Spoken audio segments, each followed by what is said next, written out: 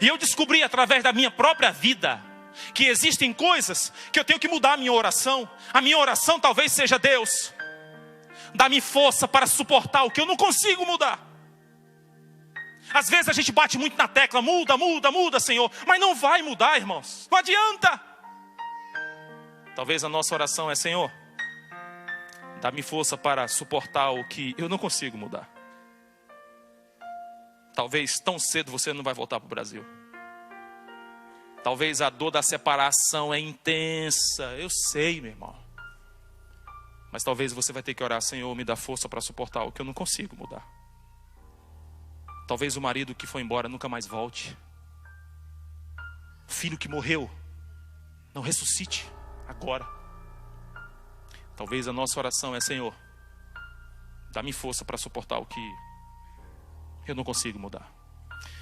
Eu tenho 32 anos e eu nunca vi até hoje o rosto da minha mãe e do meu pai.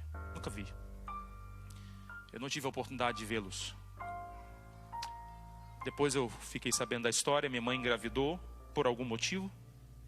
Existem coisas que às vezes não estão nos nossos planos, mas estão agendadas assim, na agenda do mestre.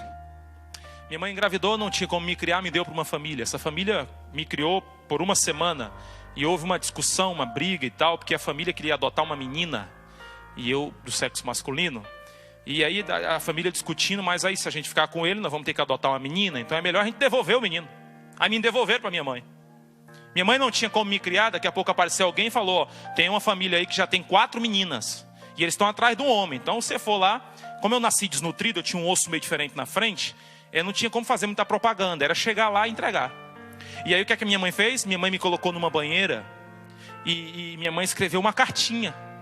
Minha mãe pegou um papel, uma caneta, e como ela não podia falar, ela colocou as minhas palavras naquele papel. E minha mãe escreveu aquela cartinha e tal. Hoje eu sou pai de 3 filhos, eu entendo mais ou menos o que deve ter acontecido. Minha mãe deve ter chegado naquela porta, eu estava numa banheira, ela me colocou dentro da banheira, ela escreveu aquela cartinha. Com certeza minha mãe deve ter me dado um abraço, um beijo e falado: filho, é o melhor que eu posso fazer por você. Isso não é um abandono, pelo contrário, eu estou apostando tudo. Possivelmente minha mãe deve ter me dado um beijo, foi o último beijo que eu recebi da minha mãe, há 32 anos atrás. Minha mãe tocou a campainha, foi embora. A mulher saiu, olhou para um lado, olhou para o outro, não viu ninguém, olhou para o chão, estava eu. A mulher tomou um susto, porque não é todo dia que você recebe uma criança na sua porta. A mulher olhou: meu Deus amado. Chamou o marido veio: meu bem, olha só, o que nós vamos fazer? E eu chorava muito, possivelmente eu estava sentindo a falta da minha mãe. E eu chorava. O marido falou: você tem que fazer esse menino parar de chorar. Mas o que a gente faz? Eu não sei, você tem experiência, faz o menino parar de chorar. Nós temos 2 alternativas. A primeira, nós vamos pegar esse menino e dar para uma entidade. Ou talvez a gente tenha a segunda alternativa. Lembra que a gente estava pedindo a Deus um homem? Nasceu 4 meninas. Pois eu estou com a leve impressão que o homem acabou de chegar. Aí a minha mãe olhou, viu que eu era meio desnutrido, com um osso meio diferente. Só que minha mãe viu uma cartinha do lado. Irmãos, salvou a minha pele. Alguns anos atrás eu era JA, no Ceará. Quando a minha esposa, conversando com a minha mãe contou um pouquinho da história que sabia, minha mãe que me adotou. E minha mãe mostrou essa carta para minha esposa, e eu pedi a minha esposa, ela mostrou para mim, eu vou lhe mostrar nessa manhã. Eu vou ler aqui o que minha mãe escreveu há 32 anos atrás e que salvou a minha pele, está aqui. Minha mãe colocou assim, nascida em 30 de julho de 1982. Como que eu sei que eu tenho 32 anos? Por essa carta aqui. Eu não tenho declaração de nascido vivo. A declaração era eu mesmo que estava vivo. Pode ser que eu tenha 90 anos, mas pela carta aqui eu tenho 32. Entendeu? Nascida em 30 de julho de 1982, 10h20 do dia, cidade Fortaleza. Minha mãe colocou assim, tomando leite Nestogênio, 1º semestre. Eu era bem tratado, viu? Aí ela escreveu assim, não tenho pai nem mãe. Eu venho em busca de amor. Eu não quero ser um intruso. Preciso de amor para que possa dar amor a você, meu pai, a você, minha mãe que me acolheu. Eu preciso de um lar. Não me rejeite, por favor. Não quero ser mais uma criança abandonada dentre tantas outras que existem tão carentes, tão só. Quero fazê-los felizes. Eu quero ser feliz. Está muito próximo o seu dia, que é o dia dos pais, e eu sou o seu presente. No próximo ano, quem sabe, eu já posso chamá-lo de papai. Aí minha mãe e meu pai leram isso aqui e falaram: gente, não tem jeito não. Vamos adotar. Aí minha mãe me adotou. Daqui a pouco, depois de 1 ano, a minha mãe foi batizada numa igreja, não sei se você conhece, Adventista do Sétimo Dia. Já ouviu falar nessa igreja aí? Minha mãe foi batizada nessa igreja. Meu pai era viciado em bebida alcoólica, largou tudo, foi batizado nessa igreja. Minha mãe me colocou no colégio Adventista de Fortaleza. Eu estudei 6 anos naquela escola. Irmãos, todos os dias, sem hipérbole, minha mãe era chamada para ir na escola. Só para você ter uma ideia, a minha carteira ficava na sala da diretora quando tinha provas. E o pessoal tirava onda comigo, eu falava: rapaz, eu tenho tanta moral que eu estudo é com a minha diretora. E eu estava ali, ó. E daqui a pouco minha mãe falou o seguinte: filho, não tem mais jeito. Ninguém está suportando você. Minha mãe agora pediu para eu morar com o irmão dela, meu tio, no interior. Aí eu fui estudar na escola pública. O tempo estava passando, aí daqui a pouco meu tio ligou para minha mãe, que era a irmã dele, e falou assim: ó, Terezinha, não dá mais. O menino é o Satanás. E minha mãe foi agora até a casa do meu tio, e eles discutiram, e eu fiquei observando. Até que a conclusão foi o seguinte: vamos deixar ele terminar os estudos. Terminou os estudos, manda de volta. Quando eu terminei os estudos, meu tio falou o seguinte: ó, você pode voltar. Aí minha mãe me colocou na igreja, no clube de desbravadores. Participei da igreja central de Fortaleza, de um outro lugar. E daqui a pouco minha mãe, ela me colocou no clube dos bravadores quando eu voltei. O tempo passou, alguns meses. O diretor e a diretora associada foram na minha casa. Quando eles chegaram, eu não sabia nem como é que eu fazia. Eu ficava em sentido, marcando passo. Fiquei tão emocionado quando eu os vi. E a diretora falou assim, a diretora associada: dona Terezinha, a gente veio aqui falar que o seu filho, ele é um menino, gente boa, mas ele não dá mais não. E minha mãe perguntou assim: mas eu não estou entendendo. Não, ele está sendo convidado a não frequentar mais o clube. E minha mãe perguntou assim: mas quando que ele volta? Ela: não precisa voltar. Eu fui expulso do clube da minha igreja. O tempo foi passando, as irmãs da igreja se reuniram. Ó, você não brinca com meu filho. E elas fizeram a reunião, ó, não brinca com... A minha família, irmãos, os meus tios, eles se reuniram e eu vi uma tia minha, ela falando assim, ó: não deixa o seu filho brincar com o meu. Se o meu primo brincasse comigo, ele apanhava. O tempo foi passando na igreja, irmãos. Sabe que eu ouvi muito? Todo mundo na igreja falando assim: esse menino, rapaz, esse bicho é o cão. Esse menino não dá, mas que menino danado. Ninguém me ajudou, ninguém. Mas todo mundo falava: esse menino não tem jeito, esse menino não dá. Irmãos, eu não assisti uma vigília, uma, na minha adolescência. Sabe por quê? Porque eu me escondia, Deus sabe o que eu estou dizendo. Eu me escondia no banheiro. A vigília começava, eu sentava lá atrás. O ancião ia me pegar ali pela mão. Ele me levava para casa e dizia: dona Terezinha, deixa ele dormindo, que a igreja ganha mais. A vigília é espiritual. Um dia um pregador estava ministrando a palavra, irmãos. Ele parou o sermão, ele falou assim, ó, pregando. Daqui a pouco ele falou assim: ó, irmãos, não dá mais. Até quem estava dormindo na hora levantou assim: ou eu, ou ele. Sabe quem era o ele? 2 diáconos saíram daqui da frente e foram me pegar pela mão. Aí separaram eu do meu amigo. Se aqueles diáconos tivessem me levado para fora da igreja, nunca mais eu voltaria. Você quer conquistar um adolescente? Olhe com olhos de adolescente. Fale com ele com um coração de adolescente. Ou então você vai ser mais um. É muito fácil chegar e reprovar. É muito fácil. Irmãos, eu não podia falar amém. Se eu dissesse amém, os diáconos olhavam e falavam: desculpa. O tempo foi passando, eu fiquei tão revoltado que eu saí da igreja. Primeira coisa que eu me tornei: pichador. Comprei um spray e pichei minha igreja todinha. Em primeiro lugar, eu vou pichar a minha igreja. Pichei, eu sou o cão, pichei tudo. Pronto. Acabou. Estava tão revoltado da vida que eu falei: bem, ora se está dando tudo errado na minha, eu tenho culpa. O tempo foi passando.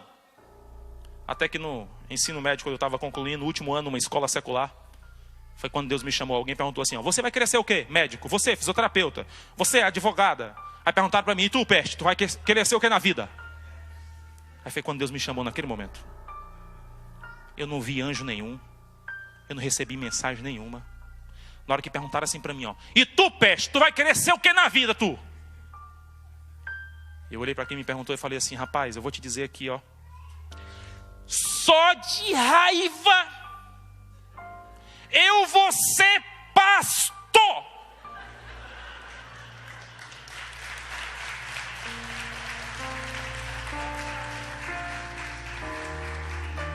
Aí alguém falou assim, ó, tá repreendido.